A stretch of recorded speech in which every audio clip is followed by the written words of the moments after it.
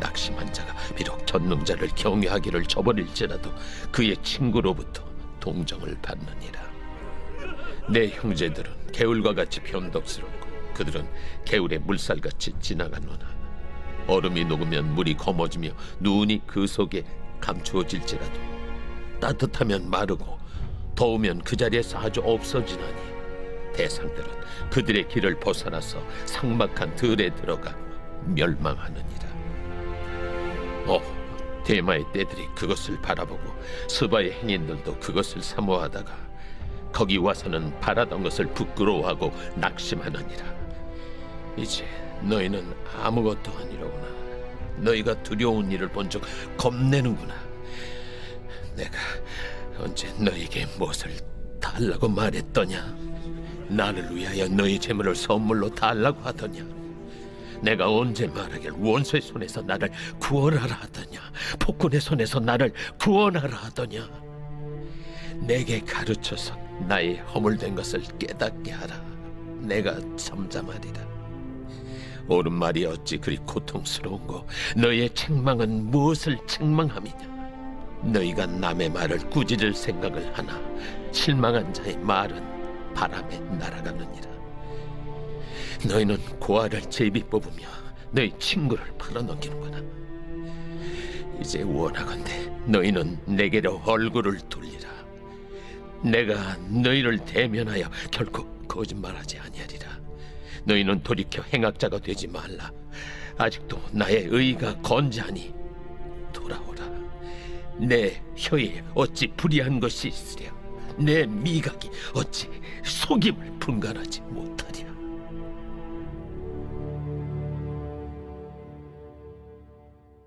샬롬, 반갑습니다. 오늘도 큐티로 여는 기막힌 하루입니다. 오늘 나눌 말씀은 욥기 6장 14절에서 30절 말씀으로 무엇을 책망함이냐 라는 제목의 말씀을 나누려고 합니다. 첫 번째로는 계열과 같이 변덕스러운 위로인 것입니다. 14절과 15절 낙심하는 자가 비록 전능자를 경외하기를 저버릴지라도 그의 친구들로부터 동정을 받느니라. 내 형제들은 계열과 같이 변덕스럽고 그들은 개울의 물살같이 지나가느라 라고 합니다. 알 수 없는 이유로 고난을 겪는 욥은 친구들이 위로하고 동정해 주길 기대했지만 그들은 욥을 책망하고 정죄합니다. 어려울 때 친구야 진짜 친구라는 것은 세상이 다 알지만 사실 그 속에는 어릴 때 친구들이 곁에 없다는 반증이기도 합니다. 욥은 친구들에게 설령 내가 하나님을 경외하지 않아 고난을 당하게 되었다 해도 너희는 내게 동정을 베풀어야 마땅하다고 말합니다. 또 자신을 조금도 이해하지 않고 죄인으로 단정하고 비난하는 친구들을 변덕스럽고 빠르게 지난 개울 물살에 비유합니다. 내 형제들은 개울과 같이 변덕스럽고 개울의 물살같이 지나가느라. 이스라엘은 흔히 와디라는 개울은 우기 때 기세 좋게 물살이 흐르다가 건기에는 바짝 말라 흔적만 남습니다. 이스라엘 사람들은 우기에 이 와디의 물을 땅속으로 판 저수고에 채워두었다가 건기에 길어 사용했습니다. 기대했던 와디에 왔는데 물이 없으면 큰 낭패를 보는 것입니다. 욥은 친구들을 와디에 비유하면서 사막을 여행하는 상인의 무리가 와디를 찾아 여행로를 벗어나 광야로 나갔으나 그와 와디에 물이 없어 목말라 죽는 상황을 언급합니다. 대마의 상인들도 스바의 행인들도 그 와디에 물을 얻고자 애를 태우지만 정작 그곳에 가보니 물이 하나도 없는 것을 보고 실망하고 있습니다. 그들은 그 와디에 물이 흐를 것이라고 기대했던 것을 오히려 부끄러워합니다. 이것은 욥이 고통과 절망 속에서 친구들의 도움을 간절히 바랬지만 그들이 도움을 전혀 주지 못하는 모습을 빗댄 것입니다. 욥은 새 친구들이 마치 그런 와디와 같은 사기꾼이라며 비난합니다. 하나님의 배신에는 강단이 있는 항의와 호소로 버텨오는 욥이지만 친구들에게는 이렇게 실망감을 토로합니다. 우리의 믿음이란 생각보다 연약합니다. 기대대로 해주지 않는 하나님을 끝까지 믿기란 우리에게는 한계를 넘는 일일 수도 있는 것입니다. 믿음의 동기들이 사라진 뒤에는 믿음을 굳게 지켰던 욥이지만 이제 친구들의 배신 앞에서는 낭망한 속마음을 그대로 보여주고 있습니다. 사람에게 우정은 그만큼 소중합니다. 그리스도인들은 성도의 교제가 있어야 살 수 있는 것입니다. 박해 현장에서도 성도들은 서로 깨우고 격려하며 고통과 두려움을 이겨냈습니다. 삶이 우리에게 친절하지 않을 때, 하나님이 너무 멀리 계시다고 느껴질 때, 우리의 손을 잡아주고 기도해 줄 것은 공동체가 있는 것입니다. 고난 가운데서 고통받는 있는 사람들에게는 진심에서 나오는 위로를 할 수 있어야 합니다. 그들을 동정함으로써 함께 울고 함께 웃을 수 있어야 합니다. 비판하기보다는 마음을 같이하고 따뜻하게 위로하고 그 고통을 동감하는 자세가 필요한 것입니다. 우리가 겪기 힘든 고난을 당하면 가까운 사람들에게 위로와 공감을 받기를 원하지만 오히려 그들에게 실망하며 더 큰 상처를 받을 때도 있습니다.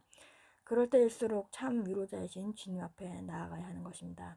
사람에게서는 진정한 위로를 얻을 수 없습니다. 진정한 위로자는 예수님밖에 없습니다. 오직 주님만이 우리의 모든 처지를 아시며 때를 따라 적절한 은혜를 베풀어 도우십니다.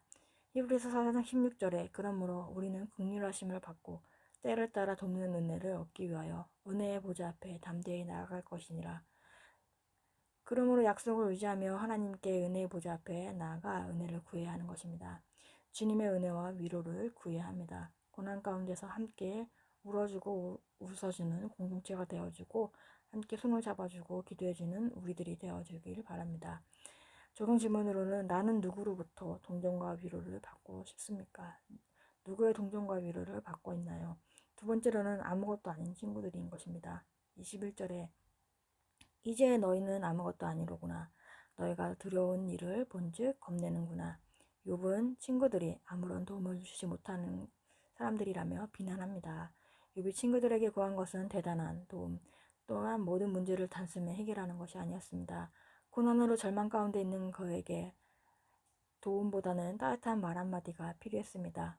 욥이 보기에 그들은 재앙을 만난 그를 위로하고 격려하는 것이 아니라 도리어 그에게 발생한 무서운 재앙을 목격하고 그 재앙이 자신들에게 감염되는 것을 염려한 나머지 두려움에 떠는 비겁한 모습을 보입니다. 욥의 고난이 자신들에게 덮칠까봐 두려워하는 것입니다. 욥은 친구들이 두려워하며 겁을 내는 모습을 보고 사람에게 기대할 것이 없음을 깨달았습니다. 이처럼 우리는 고난받는 사람들에게는 우리가 할 수 있는 것은 우리가 함께 아파해 주는 것입니다. 야고보서 5장 13절에 너희 중에 고난자가 있느냐 그는 기도할 것이요 즐거워하는 자가 있느냐 그는 찬송하지라. 고난을 겪는 사람이 있다면 그를 위해 함께 기도해야 하는 것입니다. 우리는 고난 가운데 있어 고통받는 사람에게는 진심에서 나오는 위로를 할 수 있어야 합니다. 우리가 할 수 있는 한 어려움을 당한 사람에게 따뜻하게 위로하며 도움을 줄지라도 또 그 한계가 있음을 우리 또 인정할 수 있어야 됩니다. 그리고 주님만을 의지해야 하는 것입니다. 우리가 고난당해 힘들어하는 사람들에게 해줄 수 있는 가장 큰 도움은 우리 주 예수 그리스도를 바라보게 하는 것입니다. 욥이 원하는 것은 해결책이 아닌 따뜻한 말 한마디였습니다. 우리도 고난을 받는 사람들에게 따뜻한 말 한마디를 건네주어야 합니다. 또한 고난 가운데 있는 사람들과 함께 아파하고 또 그들을 위해서 기도해야 합니다. 그들이 또 고난 가운데 하나님을 바라보고 의지할 수 있도록 도와줘야 하는 것입니다. 적용 질문으로는 고난받는 사람을 위해 기도하나요? 지금 내가 함께 아파하며 같이 있어야 할 지체는 누구입니까? 세 번째로는 고통스러운 옳은말입니다. 25절 옳은말이 어찌 그리 고통스러운고 너희의 책망은 무엇을 책망함이냐. 옳은말에는 사람을 고통스럽게 함으로 무언가를 깨닫게 하는 힘이 있지만 친구들의 책망은 욥을 고통스럽게만 할 뿐이지 올바른 깨달음을 전해주지 못하고 있었습니다. 욥은 자신을 비난하는 친구들에게 근거 없이 하는 옳은말이 사람을 얼마나 고통스럽게 하는지 책망하고 있습니다. 고난을 제 결과라고 섣불리 판단하는 것은 고난 중에 있는 사람을 더욱에 힘들게 하는 것뿐입니다. 고난 가운데 있는 사람에게는 옳고 그름의 말이 아니라 말씀을 통한 위로의 말과 고난 가운데 함께 있어주는 것이 필요한 것입니다. 고난을 당한 사람이 가장 힘들어하는 것은 그 고난의 책임을 자신에게 돌리는 비난인 것입니다. 성경에서는 함부로 정죄하지 말라고 하였습니다. 판단의 말보다는 먼저 해야 될 것은 사랑의 말인 것입니다. 모든 고난 속에 은혜에 대해 모든 것을 다 아시는 분은 우리 주님밖에 없습니다. 또 그리고 한 사람의 의와 죄에 대해서 판단할 수 있는 사람도 우리 주님인 것입니다. 그래서 사람을 함부로 판단하지 말아야 합니다. 자기 스스로의 기준으로 정죄하지도 말아야 되는 것입니다. 오직 심판주 대신 우리 주님만이 모든 것을 아시며 판단할 수 있기에 오직 그분만이 공평하게 할 수 있는 것입니다. 동정 없는 옳은말이나 훈계는 낙심한 자에게는 상처를 주기 쉽습니다.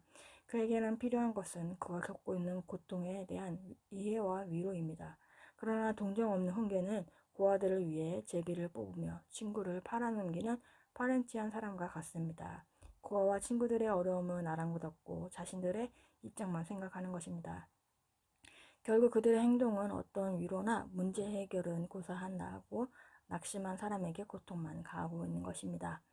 큐티인에서는 또 이렇게 욥이 비록 도덕적인 죄가 없다고 할지라도 하나님 앞에서 자신을 겸손히 돌아보며 말을 삼가해야 했습니다. 듣는 것이 지혜입니다. 성도는 어떤 말이라도 듣고 그 속에 숨은 내재를 말씀으로 발전해야 한다고 말하고 있습니다. 그래서 우리가 책망받게 되는 상황에서도 주님의 말씀으로 듣고 나가야 되는 것입니다. 그렇다고 고난 가운데 있는 사람을 함부로 정죄하거나 옳고 그름으로 정답만을 말하면 안 되는 것입니다. 말씀을 통한 위로의 말과 함께 있어주는 우리들이 되어야 되는 것입니다. 또 말씀으로 말을 지혜롭게 해야 하는 것입니다. 고난 가운데 있는 사람은 하나님 앞에 또한 자신의 모습을 돌아보면서 하나님과 더욱더 가까워지고 하나님만이 우리의 진정한 위로자인 것을 알아야 하는 것입니다. 저의 이야기를 하면은 저는 사건이 올 때마다 기대하는 마음으로 그 사건을 목장에 나눠야지라는 생각으로 목장을 갔던 때가 있습니다. 그런데 그 목장의 목자님은 항상 정답만을 제시하였습니다. 제가 이제 알바를 그만두게 된 것도 내 탓이고 목자님을 따라서 초등부를 섬겼는데 아이들끼리 싸움이 일어났는데 그 문제도 제 탓이 되었고 또 마지막에 이제 제가 혹이 있어서 수술을 해야 한다는 얘기를 들었을 때도 내 탓이라고 정답만을 말하였습니다. 아마 지금이었으면 그 말 자체를 이해하겠지만 그때만 해도 이제 막 말씀이 들렸던 때였고 또 사건이 올 때마다 이걸 사건을 가지고 목장에 가서 위로를 받아야지 라는 마음으로 목장을 갔는데 공감을 얻지 못하였던 것입니다. 결국에는 목장님한테 따지면서 물었습니다.